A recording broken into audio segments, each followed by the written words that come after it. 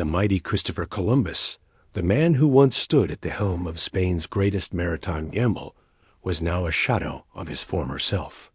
It was the year 1504, and the explorer who had crossed uncharted oceans and claimed vast lands for the Spanish crown was stranded, forgotten, and surrounded by growing hostility. His ships were rotting, his men were starving, and his name, once revered across Europe, now echoed with scandal and suspicion. On the island of Jamaica, where he'd washed ashore after yet another failed expedition, Columbus found himself powerless. The indigenous Arawak people, once welcoming, now refused to feed the foreign invaders who had long overstayed their welcome. Supplies dwindled, morale shattered. Mutiny simmered among his own crew. And Spain? Spain had stopped answering his letters. Death wasn't just near. It was circling. But in the quiet of his tent, racked with illness and betrayal, Columbus turned not to sword or sail, but to the stars. What he did next would blur the lines between science and sorcery, between trickery and survival. With only the pages of an old almanac and a fading grasp on power, he plotted one final move. A celestial deception so bold, it would make the moon itself vanish. This is the incredible true story of how one man cheated death using the night sky, and how knowledge became the sharpest weapon of all. By the dawn of the 16th century, Christopher Columbus was no longer a celebrated hero, but a man with a tarnished reputation. His earlier voyages had not brought the fountains of gold Spain had hoped for, and his brutal governance in the New World had earned him more enemies than admirers. Still, desperate to reclaim his legacy, he embarked on a fourth and final voyage in 1502, not in search of glory, but to find a passage to Asia through Central America. But the sea, as if tired of his ambition, turned against him. Torrential storms battered his ships. Disease gnawed at his men. His vessels, already worm-eaten and poorly constructed, began to fall apart piece by piece.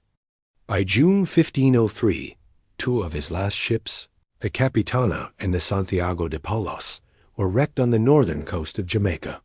Marooned, isolated, forgotten. At first, the native Arawak people offered aid, food, shelter, and goodwill. But months passed. No Spanish rescue arrived. Columbus, too sick to walk, lay bedridden, his body ravaged by arthritis and the tropical heat. His men, restless and hungry, grew bitter and mutinous. Some defected and plundered villages, breaking the fragile peace with the islanders. The Arawak's patience wore thin. What began as hospitality turned into quiet resistance. They stopped bringing food. They withdrew into their forests. The unspoken message was clear. You are no longer welcome. Columbus, stuck between betrayal from within and rejection from without, was out of options. No ships, no allies, no escape. Yet amid this crushing hopelessness, he remembered something. Something buried in his belongings. A book, an almanac, and a date that would change everything. In the heart of his misery, surrounded by whispers of mutiny and the stench of decay, Columbus turned to an unlikely source of salvation, a book. Among his few surviving possessions, tucked away in a weather-beaten chest, was an astronomical almanac compiled by the famed German mathematician Johannes Müller, better known as Regiomontanus. This wasn't just a sailor's map. It was a cosmic calendar, charting the movements of planets, stars, and eclipses. And there, scrawled under the date February 29, 1504, was something extraordinary. A total lunar eclipse was due to darken the skies over the Caribbean. To most, it would be a natural event, just another dance of shadows between Earth and Moon. But to the native Arawaks, who lived by the rhythms of nature and the spirits of the sky, such a sight could be interpreted as a divine omen.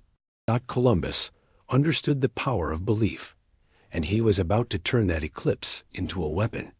With the chill of desperation in his bones, he summoned the island's tribal leaders. Through an interpreter, he spoke gravely. He said that the Christian God, protector of his people, was enraged by the Arawak's refusal to provide food. And as a sign of divine anger, in just 3 nights, this god would make the full moon vanish from the sky, turning it blood red with fury. The chiefs listened, skeptical but curious. They'd seen strange things before, but this? A vanishing moon? Columbus returned to his tent and waited. And on the fateful night, as the full moon rose, the eclipse began. The great celestial orb turned dark, slowly swallowed by Earth's shadow, until it glowed red like fire in the heavens. The islanders panicked. They cried out. They rushed to Columbus in fear. They begged forgiveness.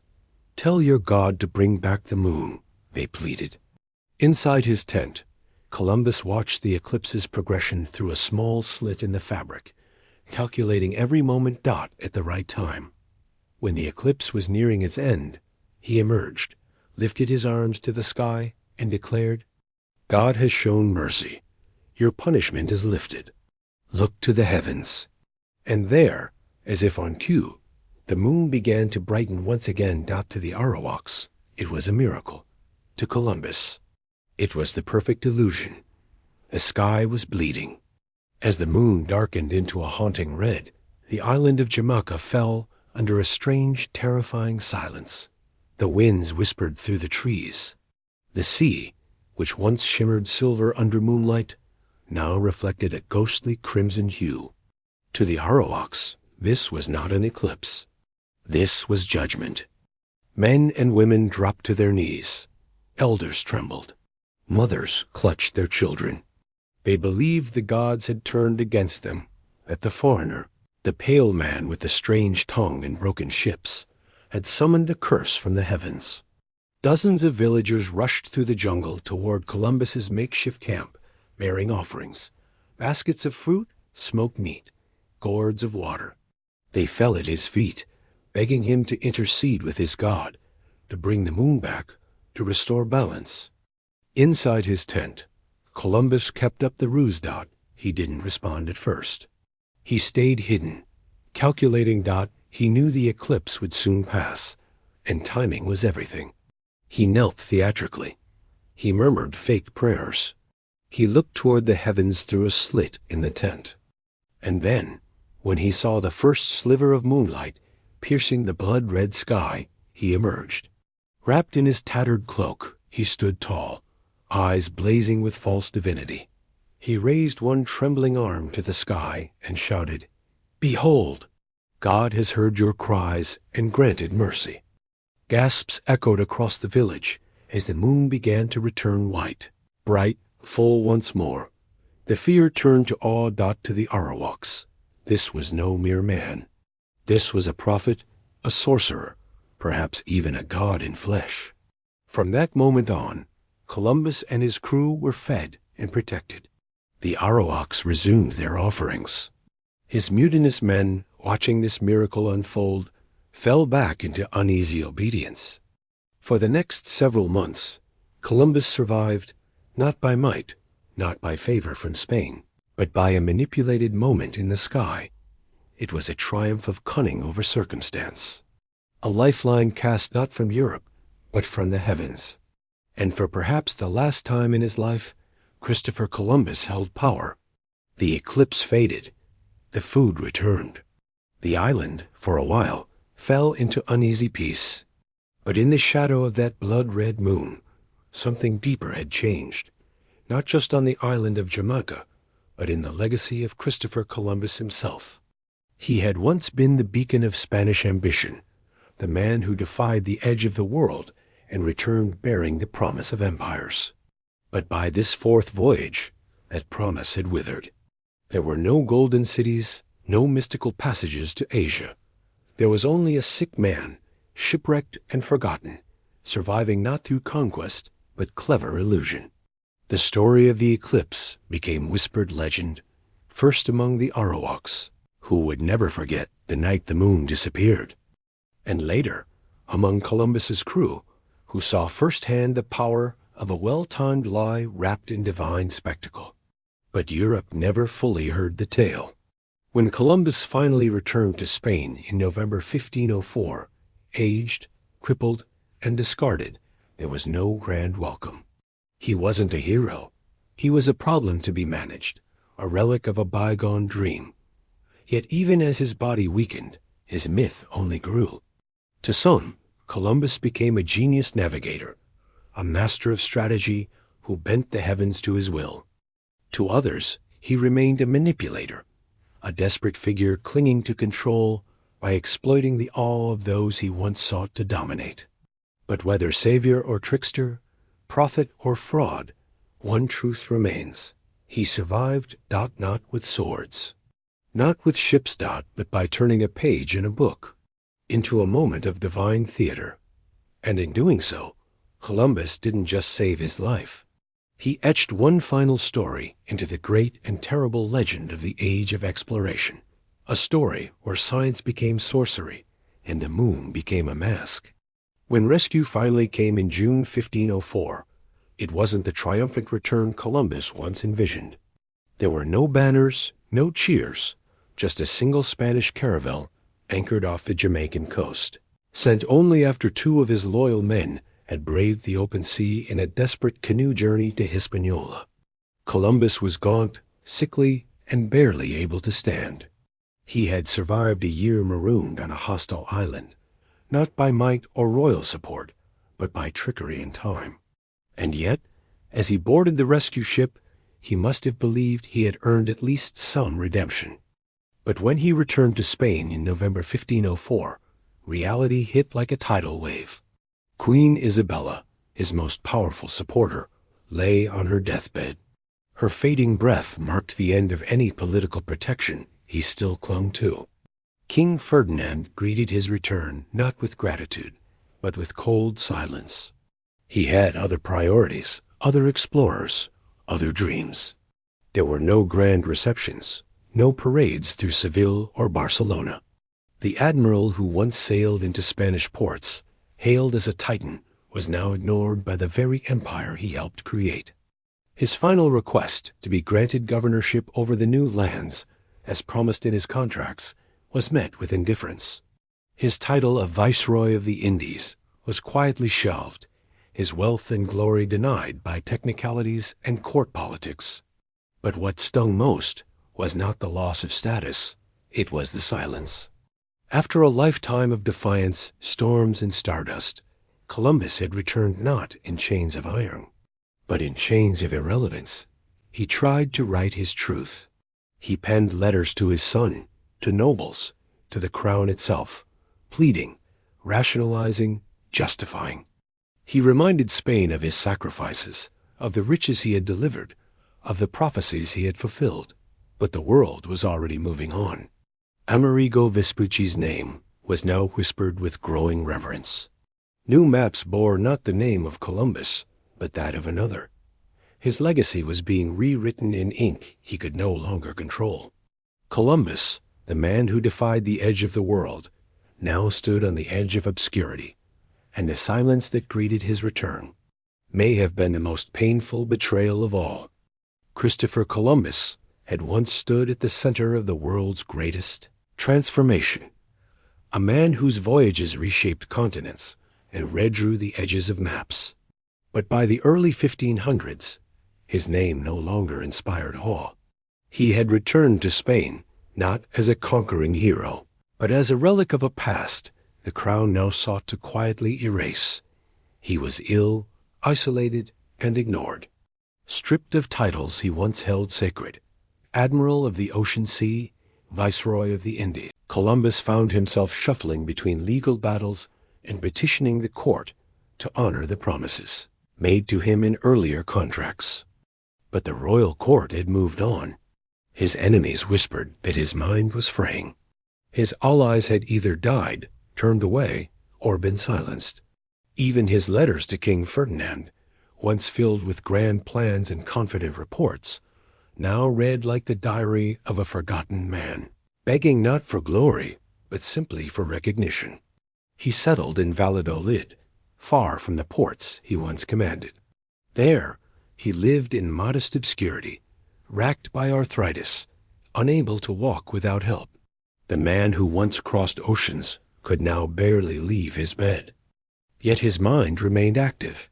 He spent his days writing, reminiscing, and raging, not just against his enemies, but against time itself. He believed he had fulfilled a prophecy, that his discoveries had set in motion the final acts of a divine plan. But fewer and fewer cared to listen. His sons, Diego and Ferdinand, visited when they could. They, too, had been left to fight for the family's inheritance, struggling to hold on to a legacy already being rewritten. On May 20th, 1506, Columbus drew his final breath. There was no grand funeral, no state ceremony. He died quietly in a modest house, his passing marked by few, remembered by even fewer. The man who had brought Europe to the brink of a new world slipped into death with no fanfare, no final voyage, no redemption. But his journey didn't end there. Not entirely. His remains were buried in Valladolid, then moved to Seville, and then, allegedly, across the Atlantic to Santo Domingo. Some claim his bones were sent to Havana and returned again to Seville after Spain lost control of its colonies. Others say his true body was never found at all. To this day, 2 cities claim his final resting place. Just like the man himself, his legacy remains divided, lost between myth and fact, memory and manipulation. The explorer who set out to find a new world never truly found peace in his own. Centuries have passed since that eerie night on the island of Jamaica, when the moon turned red. The people cried out, and a desperate man claimed to command the skies. But even now, the story of Christopher Columbus and the lunar eclipse continues to stir debate, fascination, and doubt. Did it truly happen the way the legend tells? Or has time embroidered the tale into something larger than life? The story first appeared in accounts from Columbus's son, Ferdinand, and in the writings of Bartolomé de las Casas, a Spanish friar and historian, who both condemned and admired Columbus in equal measure. According to these records, Columbus used a book of celestial tables, Regiomontanus's almanac, to predict the lunar eclipse of February 29, 1504, and manipulate the native Arawaks into submission. The astronomical records support it. The eclipse did occur, visible over the Caribbean, just as described. But that raises a more tantalizing question. Was it brilliant foresight, or a desperate man's lucky gamble? Had Columbus read ahead in the almanac before departing on his voyage? Did he carry it for just such a situation, knowing that if all else failed, he might need to invoke the heavens? Or did he stumble across the date by chance in the final hour and seize it in a moment of inspiration? Some scholars believe Columbus was fully aware of the eclipse beforehand, perhaps even planning to use it if things went south. Others argue it was an act of pure improvisation, a last-ditch performance by a man with nothing left to lose. Either way, it worked. But beyond the truth of the event lies something even more unsettling. What it represents. In that moment, Columbus didn't just survive. He manipulated belief. He took advantage of the Arawaks' spiritual worldview, their connection to nature and the stars, and turned wonder into fear. He weaponized knowledge, turning science into sorcery, astronomy into psychological warfare. The eclipse became a metaphor for the age that followed, an age where European powers would arrive in distant lands, wielding tools and truths the local people didn't yet know, and use them to conquer not just territory, but the very perception of reality. That blood-red moon was more than a trick of light. It was a curtain rising on a new kind of conquest, one not of brute force, but of calculated illusion. Today, the story still echoes, not because of what Columbus did, but because of what it says about us, our thirst for control, our fear of the unknown, and how easily truth can be bent when one man knows more than another. So was the eclipse trick fact, fable, or folly? Perhaps it was all three, but it was also the moment Columbus stopped being just an explorer and became a mythmaker. Columbus's final act, using a lunar eclipse to manipulate an entire people, was more than a clever trick. It symbolized the beginning of a shadow, stretching over the New World. Though he died in 1506, still believing he'd reached Asia, his voyages unleashed centuries of conquest, disease, and cultural destruction. Entire civilizations fell in his wake. Today, Columbus is both praised and condemned, seen by some as a fearless explorer, and by others as the harbinger of genocide. His eclipse lives on as a metaphor, the power of knowledge, the danger of deception, and the haunting cost of ambition. As blood moons rise again, so too do forgotten voices, rewriting history from the ground up. If this story stirred something in you, don't let it fade. Like, share, and subscribe to Tales Beyond Time. Hit the bell so you never miss the hidden truths behind history's most legendary names.